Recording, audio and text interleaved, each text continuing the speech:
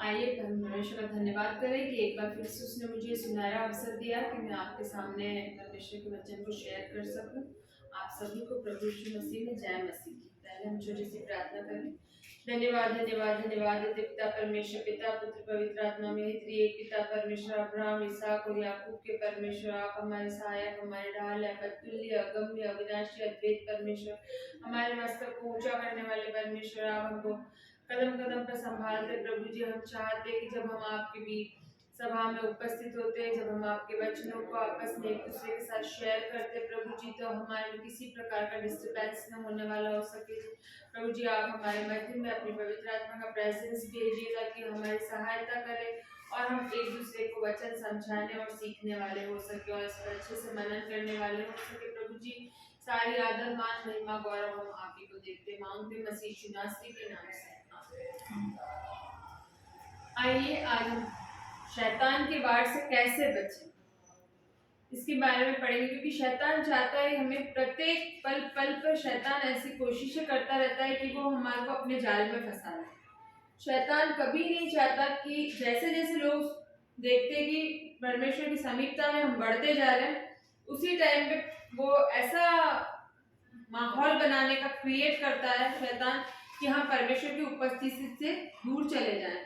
जब हम अच्छे पवित्र लोगों की संगति में रहते हैं, मसीह संगति के झुंड में रहते हैं, तब भी शैतान चाहता है कि हम मसीहों की संगति से दूर होकर के और शैतान के छलावे में आ जाए। तो हमें ऐसे कई छलावे हैं जिनसे हमें दूर रहना है।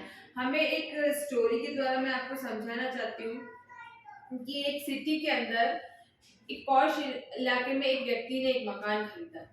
वो मकान 25 लाख का था। सेम वैसे की वैसे लाइटिंग और वैसे का वैसा इंटीरियर और वैसा का वैसा डेकोरेशन, पूरा पांचों मकानों का एक जैसा बनावट, एक जैसा साइज था।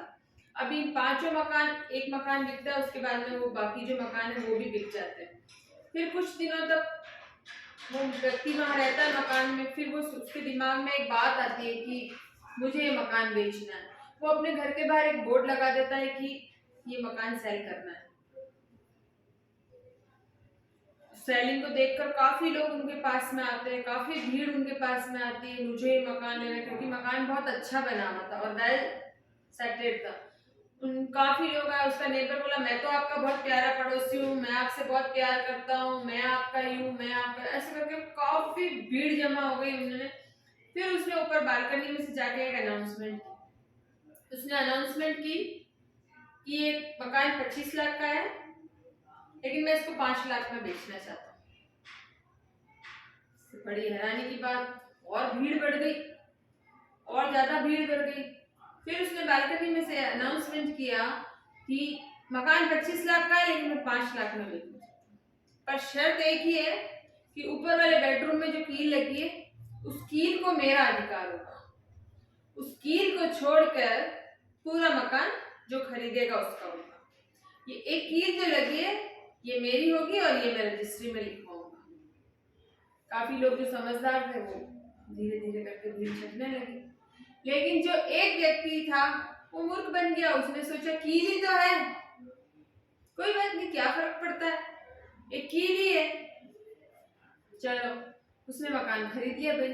25 लाख का मकान था, 5 लाख में उसने खरीद लिया।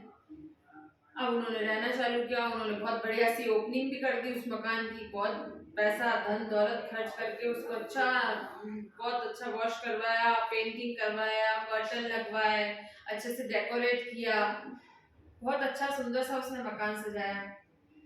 ओपनिंग के दूसरे दिन में पुराना वाला मकान मालिक आ खड़ा हुआ गेट के ऊपर। नया वाला बोलता है कि क्या हुआ भाई? वो बोलता, मुझे मेरी कील की याद आई, मुझे मेरी कील से मिली। उसने कहा, बेटा दिमाग खराब हो गया, रात को 12 बजे तुझे कील की याद आई? तो बहुत सारा हंगामा हुआ, पुलिस भी आई, रजिस्ट्री दिखाई गई, ये तो मेरे नाम पर है, कील के मैं कभी भी मिल सकता हूँ।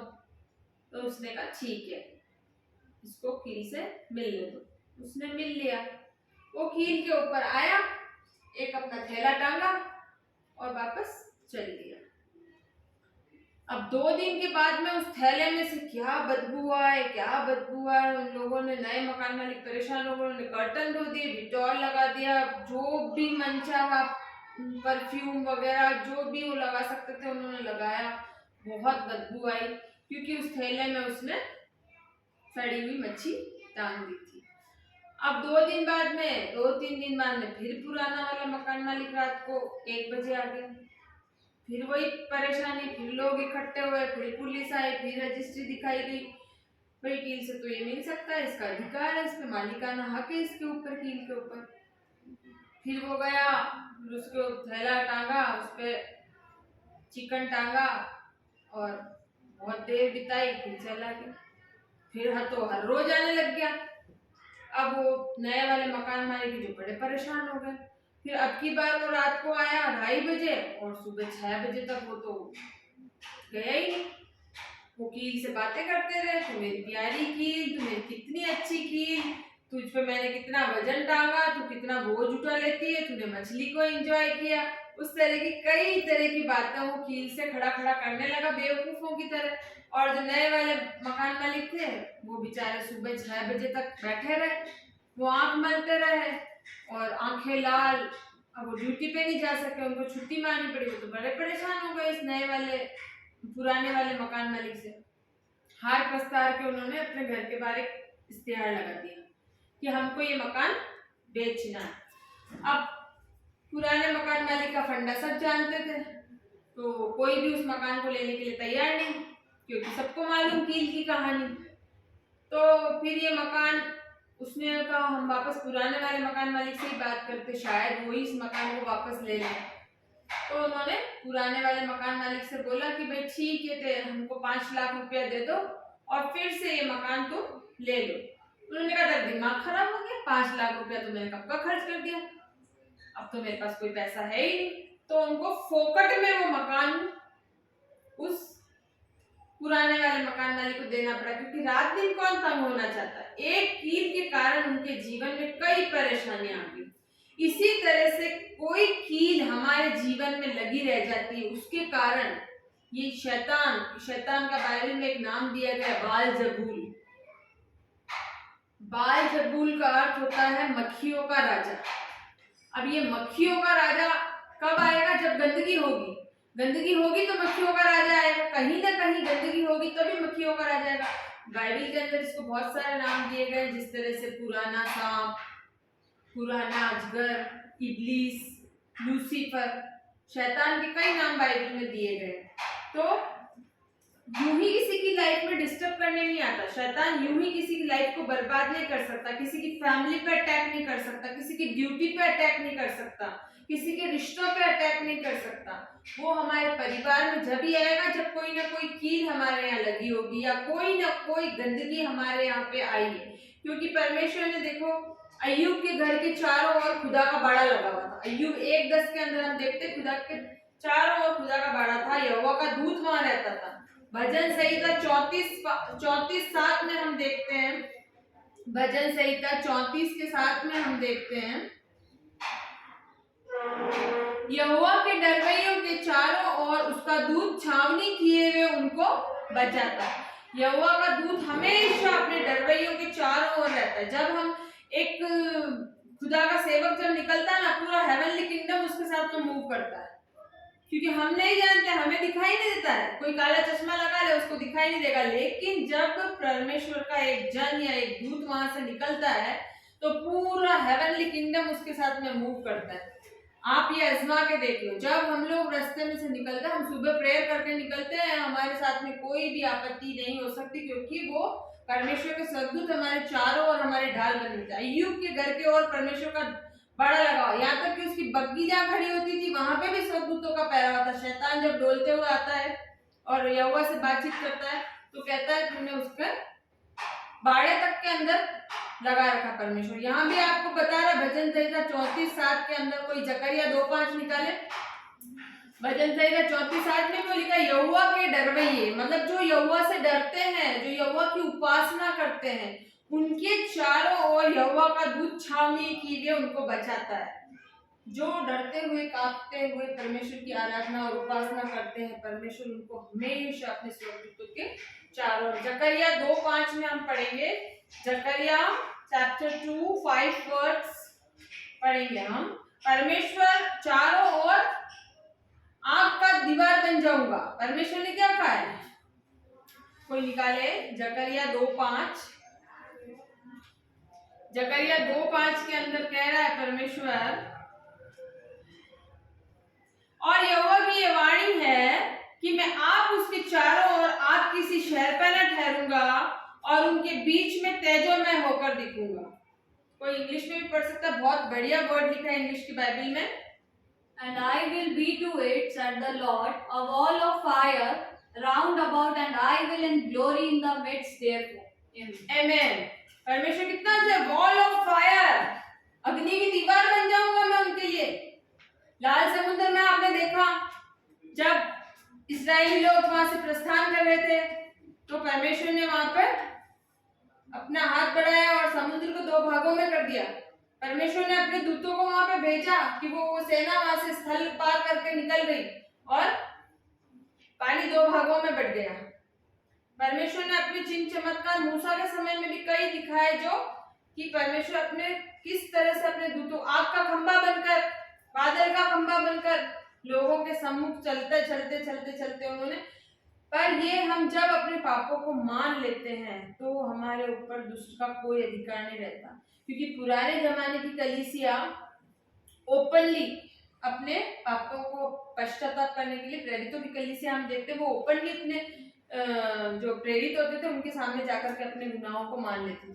अभी भी हम देखते हैं रोमन कैथोलिक चर्च में बहुत अच्छी बात होती है कि वो लोग अपने पास्टर के सामने जाकर के कन्फेस करते हैं, लेकिन हमारे यहाँ अपने पास्टर के सामने जाके कोई कन्फेस नहीं करता। अपने पापों को हम छुपा लेते हैं, दबा लेते हैं, लेकिन हम परमेश्वर के सम्मुख जाकर के अपने ओपनली जब अपने पापों को मान लेते हैं तो दुष्ट का राइट हमारे पे से खत्म हो जाता है। लेकिन जब हम अपने पापों को नहीं मानते हैं तो दुष्ट का राइट बन जाता है कि वो हमारे जीवन में प्रवेश करे और वो अपनी दुष्ट प्रवृत्तियों के द्वारा हमारे को परेशान करता है। हमारे बच्चे अनाज्ञाकारी हो जाते हैं, हमारी फैमिली डिस्टर्ब हो जाती है। कभी कभी मियाँ बीवी में झगड़े, कभी बहुत अच्छे होते हैं, उनके प्रेम संबंध होते हैं, और कभी कभी वो आपस में बहुत ज्यादा झगड़ने लगते हैं। इसीलिए जब देखा आपने मरी का दूत आया था अशूर के यहाँ, जब 1,85,000 मरे और परमेश्वर उनको, अपने लोगों को किस तरह से बचाता। मृत्यु उनके द्वार पर नहीं आई। जिन्होंने अपने घर द्वार के ऊपर लहू लगाया, मेमने का लहू, मृत्यु उस घर पर नहीं आई, क्योंकि परमेश्वर का दूत वहां पे छावनी किए हुए थे। परमेश्वर का दूत उनको बचा रहा था। इसीलिए हम आपसे कहते हैं, जब तक हम लोग क्षमा नहीं मांगते हैं परमेश्वर में, ऐसा नहीं हो सकता कि हम खुदा में हार जाएं। जब तक हम ओपनली अपने पापों को नहीं मानते तो दुष्ट का राइट हो जाता है कि वो हमारे जीवन में प्रवेश करे, लेकिन जब हम मान लेते हैं तो हमारे पर परमेश्वर का अधिकार हो जाता है। परमेश्वर हमको हर एक बुरी चीजों से निकालता है। इस तरह से हमने एक बाइबल के अंदर एक पढ़ेंगे, मूसा के बाद में इस्राएल का नेतृत्व करने के लिए यहोशू को चुना गया था, और यहोशू को जब यरीहो के अंदर, जब ये लोग कनान में प्रवेश कर लिया था इन लोगों ने, तो वहां यरीहो सिटी आया एक। यरीहो सिटी के अंदर परमेश्वर ने उनको बताया था कि आपको पहले 6 चक्कर लगाने, पहले 6 दिन आपको 6 चक्कर लगाने और 7वें दिन आपको 7 चक्कर लगाने और वो दीवार गिर जाएगी। यरीहो सिटी उस समय की सेफ सिटी थी। यरीहो सिटी उस समय बहुत सेफ सिटी बताई गई थी, और इसकी दीवारें इतनी चौड़ी चौड़ी थी कि कई ऊंट उसके ऊपर से बग्गी लगाकर आ जा सकते थे। इतनी ऊंची शहरपना, इतना मतलब सेफ सिटी था वो। लेकिन परमेश्वर ने उनको आज्ञा दी कि आप जाओ, और जब आप यरीहो में एंटर करोगे आप 6 चक्कर उसके लगाना शहरपना के, और 7वें दिन आप 7 चक्कर लगाना, और दीवार ढह गई। बिन छुए उन्होंने यरीहो को जीत लिया, बिन जीते उन्होंने यरीहो को जीत लिया। अब आई बारी यरीहो के बाद में ए नगर की है। ए नगर के लिए हम देखेंगे यहोशू 7:3 देखेंगे हम। यहोशू 7:3 पढ़ेंगे। और उन्होंने यहोशू के पास लौटकर कहा, सब लोग वहां न जाएं, कोई 2-3 हजार पुरुष जाकर एक को जीत सकते हैं। सब लोगों को वहां जाने का कष्ट न दे, क्योंकि वे लोग थोड़े ही हैं। यहाँ हम बहुत अच्छी बात देखेंगे कि ए नगर, यहाँ पे वो बोल रहे हैं, भेदिए बोल रहे हैं कितने पुरुष जाए, कोई 2 या 3 हजार पुरुष जाए, क्योंकि वहां पे लोग बहुत थोड़े हैं। लेकिन आगे हम देखते हैं इसलिए कोई 3 हजार पुरुष वहां गए, परंतु ए के रहने वालों के सामने से भाग आए। तब ए के रहने वालों में से कोई 36 पुरुष मार डाले गए। कितने पुरुष मारे गए? 36 पुरुष मारे गए। और एक सिटी वो था जिसको इन्होंने बिन छुए दीवार गिर गई, और यहाँ पर वो हार गए। उसकी हार का एक कारण है, क्योंकि हम कभी कभी ऐसा होता है बड़ी बड़ी चीजों में जयवंत हो जाते हैं, छोटी छोटी चीजों में हार जाते हैं, और कुछ छोटी छोटी चीजों में जीत जाते हैं और बड़ी बड़ी चीजों में हम हार जाते हैं। ऐसा हमारे जीवन में क्यों होता है? कभी आप लोगों ने इस बात पे ध्यान दिया? यूं ही हार नहीं मिलती, कोई ना कोई कील है हमारे जीवन में, कोई ना कोई कील है हमारे जीवन में, इसीलिए हम हार जाते हैं। हम उस चीज को, मक्खी को बुलावा देते हैं। कनान में जाने से पहले परमेश्वर ने नंबर 1 पे कहा था उनको कि जो सिटी तुम सबसे फर्स्ट जीतोगे उसकी सारी चीजें अर्पण की होगी। यहाँ बहुत समझने वाली बात है। परमेश्वर ने क्या कहा? जो फर्स्ट सिटी जीतोगे आप, वो सारी चीजें अर्पण की होगी खुदा के लिए। अभी जो लोग प्रचार करते हैं उसमें ये भी बहुत अच्छी बात है कि जब हमारी गवर्नमेंट सर्विस लगती है, हमारी कोई भी सर्विस लगती है, तो हमको पूरा फर्स्ट सैलरी परमेश्वर को दान देना चाहिए, पूरी फर्स्ट सैलरी, क्योंकि उसी के वसीले से हमको ये मिली है। तो परमेश्वर ने कहा था जो नंबर 1 जीतोगे सारी चीजें खुदा की होगी। अभी यहाँ पे एक वर्ड आया है इब्रानी के अंदर, एक बहुत अच्छा वर्ड आया है, हेरेम। हेरेम का अर्थ है सच्चे परमेश्वर की संपत्ति। हमको सच्चे परमेश्वर की संपत्ति थी, वो हमको वहां पे देनी थी। लेकिन यहाँ पे इन्होंने क्या किया? एक व्यक्ति था आकान, यहोशू 7 में पढ़ेंगे हम, यहोशू 7 का 10 में पढ़ेंगे। यहोवा ने यहोशू से कहा, उठ खड़ा हो जा, क्यों इस भांति मुंह के बल पृथ्वी पर पड़ा है? इस्राएलियों ने पाप किया है, और जो वाचा मैंने उनसे अपने साथ बंधाई थी उसको उन्होंने तोड़ दिया है। उन्होंने अर्पण की वस्तुओं में से ले लिया, वरन चोरी भी की और छल करके उसको अपने सामान से रख लिया। यस, आमेन। उसने यहोशू को बताया कि तू क्यों दुखी हो रहा है? पाप तो किसने किया है? आकान ने पाप किया है। उसने अर्पण की हुई वस्तुओं में से कुछ छल करके, चोरी करके अपने पास रख लिया और क्या कर दिया? यहाँ पर हम देखेंगे कोई कील लगा दी उसने, मक्खी को बुलावा दे दिया उसने कोई कील लगा दी, अर्पण की वस्तु में से चोरी करके मक्खी को बुलावा दे दिया। उसके मन में गंदगी आ गई। यहाँ पर जहाँ गंदगी होगी वहीं मक्खी आएगी। इसीलिए हमें लालच नहीं करना है। उसने क्या ले लिया, उसके कब्जे में क्या आ गया? हम यहोशू 7:21 देखेंगे। यहोशू 7 का 21 पढ़ेंगे। क्या ले लिया था उसने? कि जब मुझे लूट में शिनार देश का एक सुंदर ओढ़ना और 200 शेकेल चांदी और 50 शेकेल सोने की एक ईंट देख पड़ी, तब मैंने उनका लालच करके उन्हें रख लिया। वे मेरे डेरे के भीतर भूमि में गड़े हैं और सबके नीचे चांदी है। यस, उसने क्या क्या चुरा लिया?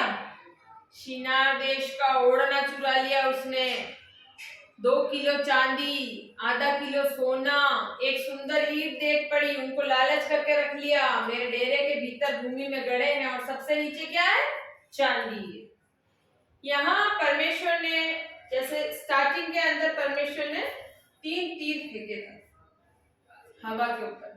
यहाँ हम देखेंगे कि जब उन लोगों ने यरीहो सिटी के अंदर ये पाप किया, उसके बाद वो आकान को सजा दी गई। उसके बाद उन्होंने जितनी भी सिटी जीती वो एक के बाद एक सब जीतते गए, क्योंकि उसके बाद उन्होंने पाप नहीं किया और वो नगरों को जीतते गए। स्टार्टिंग के हम देखेंगे हवा के ऊपर शैतान ने 3 तीर फेंके। फर्स्ट तीर है आंखों की अभिलाषा, शरीर की अभिलाषा, और मन की अभिलाषा। शैतान ने तीर फेंका हवा के ऊपर, ये फल बड़ा सुंदर है, उसकी आंखों को भा गया, आंखों की अभिलाषा पूरी होगी उसकी। उसी तरह इसने भी आका ने देखा सुंदर शिनार देश का ओढ़ना, जब ओढ़ के घूमूंगा तो वाह, लोग कहेंगे क्या। सेकंड नंबर पे शरीर की अभिलाषा, खा के तृप्त होऊंगा, बड़ा अच्छा लगेगा, बड़ा टेस्टी फल है, उसकी शरीर की अभिलाषा को पूरा किया। ये दूसरा तीर शैतान ने हवा के ऊपर। तीसरा तीर उसने फेंका मन की अभिलाषा, बुद्धि मिल जाएगी, इस फल को खाओगे तो तुम्हें बुद्धि मिल जाएगी। और उसने भी आकार ने सोचा मैं इस सोना चांदी को ज्वेलरी बनवाऊंगा, अपनी बेटी को दूंगा, अपनी बीवी को दूंगा, हमारे पास बहुत सारा धन और बहुत सारा पैसा हो जाएगा। शरीर की अभिलाषा, हम इसको पहन के घूमेंगे तो सुंदर दिखेंगे। जो हवा पे 3 तीर फेंके गए थे वही 3 हवा फ्लैट, साथ आदम भी हवा के साथ में पाप में गिर गया।